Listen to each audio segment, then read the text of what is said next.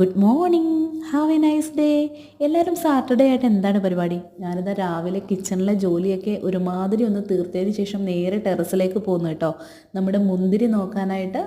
അപ്പോൾ തന്നെ നല്ലൊരു സന്തോഷമാണ്. നമ്മുടെ മുന്തിരിക്കുലകളൊക്കെ പഴുക്കാനായിട്ട് തുടങ്ങി കേട്ടോ. അപ്പം ആദ്യം ഉണ്ടായ കുലകളൊക്കെയാണ് ഇപ്പോൾ പഴുക്കുന്നത്. മുന്തിരി ഇങ്ങനെ ഓരോരോ കായ്കൾ വെച്ചാണ് പഴുക്കുന്നത് കേട്ടോ. നല്ല പച്ച കായ്കളും ഉണ്ട്. എല്ലാ കായ്കളും ഇതുപോലെ നല്ല റെഡ് കളറായതിന് ശേഷമാണ് നമ്മൾ പറിച്ചെടുക്കുന്നത് കേട്ടോ. അതിനുശേഷം നമ്മൾ അപ്പുറത്തെ വീട്ടിലെ ടെറസിലേക്ക് പോയി അവിടെ ചെന്ന് നമ്മുടെ താമര ആമ്പലൊക്കെ നോക്കി. ആമ്പൽപ്പൂക്കളൊക്കെ പാതി വിരിഞ്ഞ് വരുന്നതേ ഉള്ളൂ കേട്ടോ.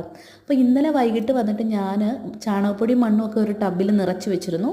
അതിലേക്ക് രാവിലെ തന്നെ ഒരു താമര നടാമെന്ന് വിചാരിച്ചു കേട്ടോ.